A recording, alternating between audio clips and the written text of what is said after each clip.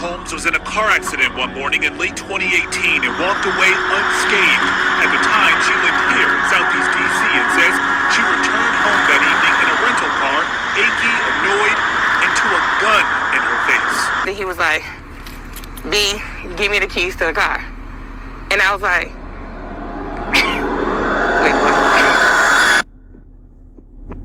I respond back fight or flight, and I fought.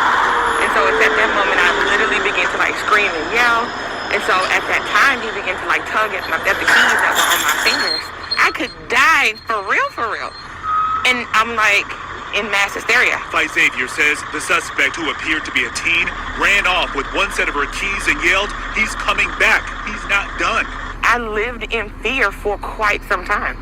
Now, with the latest increase in violent carjackings in the area, Xavier says it's only adding to her anxiety.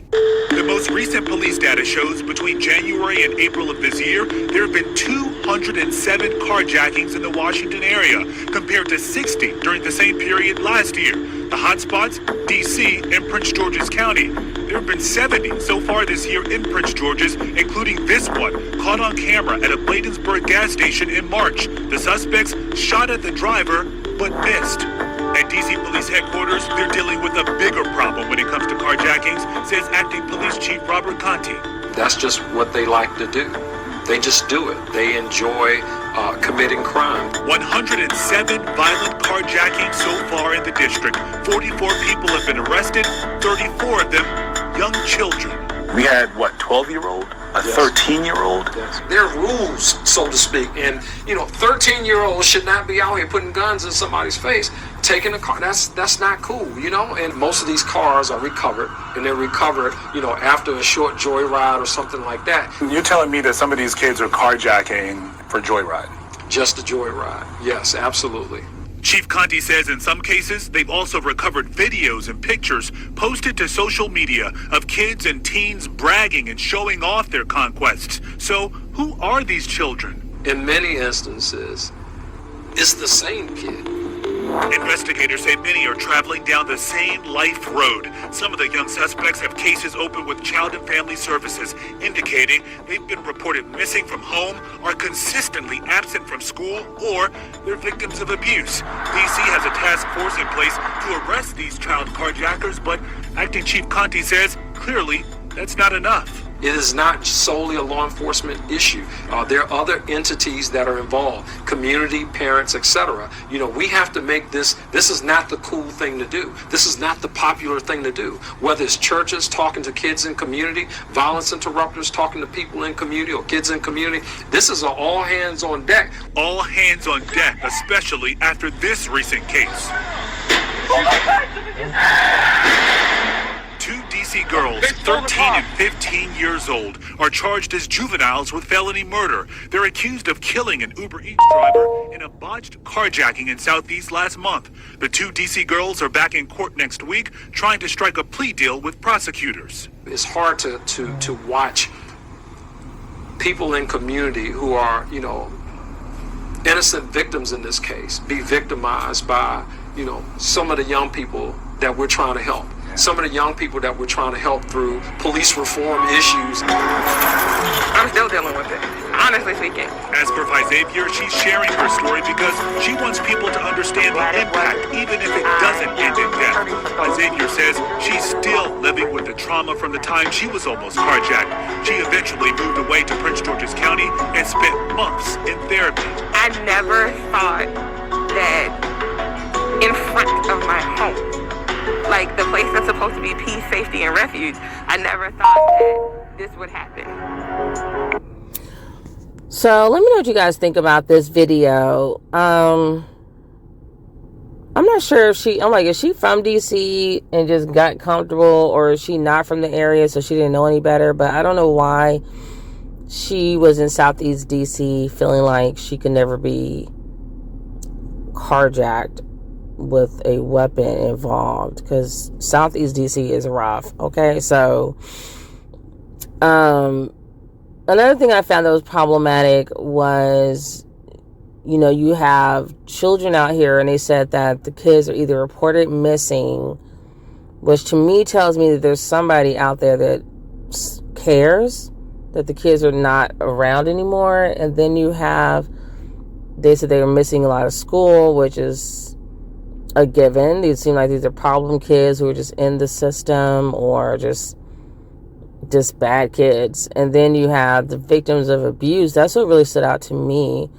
is because I feel like to be that young and to be doing such a violent crime is very problematic. Like it speaks to something bigger going on there, like some type of mental or even sexual trauma. And it's like the children are just lashing out in some way, shape, or form. It's almost like they're angry at adults, maybe for not protecting them, and so this is their way to get attention.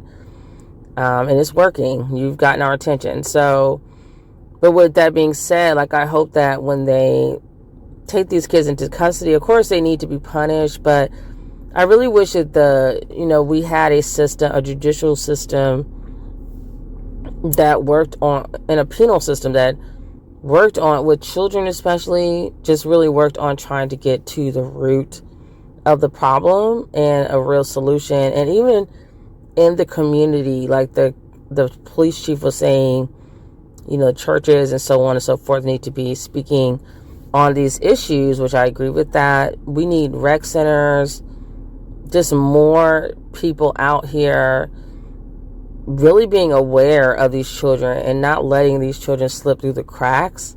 Like, even if you have like a foster parent that has these children, like, you need to have more welfare checks and just finding out like what is going on in this house with these foster parents. It's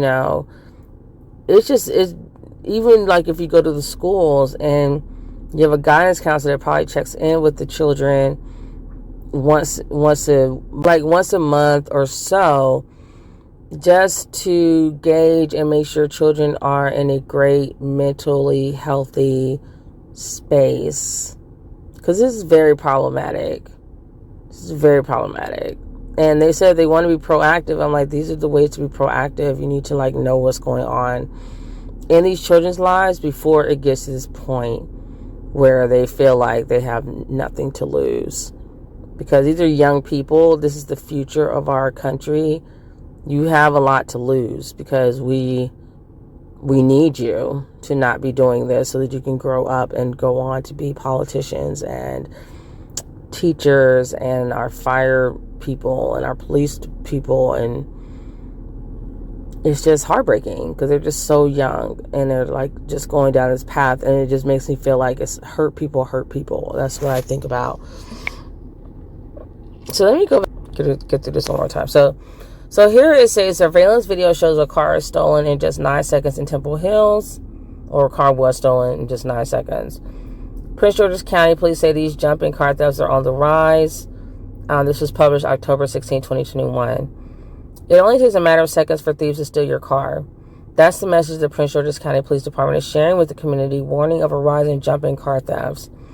Early this week, the police department shared a clip from surveillance video from a gas station in Temple Hills. In the video, a woman can be seen leaving her car to go inside the gas station. As soon as she turns her back, a dark-colored car pulls up beside the car, and a man can be seen jumping into her car and speeding off. When the woman comes back out of the gas station, her car is nowhere to be found. And this is very alarming to me, because I know I have ran into a gas station before just to pay for my gas or to grab something to eat, so on and so forth. And you leave your kids in the car thinking, okay, I'm only going to be there for a few seconds, especially if you can still see your car from the door. And to think that in 9 seconds, like, I could be gone and come back, my kids are gone, the car is gone, everything's gone. It's just really, really alarming and disturbing and terrifying. So you guys really try to be careful about leaving your car running or leaving your kids in the car. Like, we actually can't, I know we're not supposed to do that anyway, but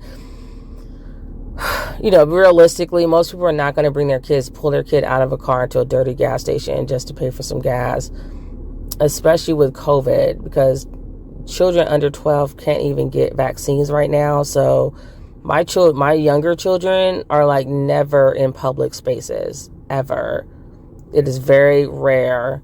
Like, I just started loosening up a little bit and letting them go into public spaces to do their extracurricular activities. But for like over a year, they're not in Walmart, they're not anywhere, and they still don't go in those places. We keep them at home, or one of my older sons stays in the car with them when I go in, to go make a purchase, or so on and so forth. So this is just something that I really wanted to tell this story. So parents, please, because the main thing I'm thinking is, what if a child's left in that car? What if the woman that went in was a mother and her infant's in the car, and they don't know that, and they just jump in the car to steal it?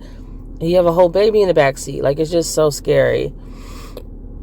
So the whole incident took just 9 seconds. Prince George's County police want drivers to be aware, warning not to leave cars running and unattended. Criminals are looking for these vehicles to steal, the police department said. Police said jumping car thefts are on the rise in the county. So far in 2021, Prince George's County police have received 561 jump-in thefts. Over the same time period last year, the number was 347. Prince George's County has been dealing with a rash of carjackings over the past year, dating back to the beginning of the COVID-19 pandemic.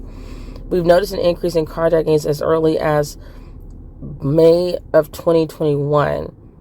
See, here it says Corporal Nicholas Clayton, but then another part of the article said Captain, so I don't know. Anyways, a spokesperson with the Prince George's County Police Department said PGPD is a part of a multi-jurisdictional carjacking task force headed by federal and local prosecutors in the D.C. area, and I actually am very happy to hear that they're taking this crime seriously, they're being proactive, and they're working together across state lines. They're not like being territorial and trying to say, hey, this is over there, because that's how criminals get away with a lot of stuff, is if they just move over to another state or another district or whatever, and then they could say, well, that's not my jurisdiction. The cops will say that, so then they don't really know what criminals are doing when they cross over state lines.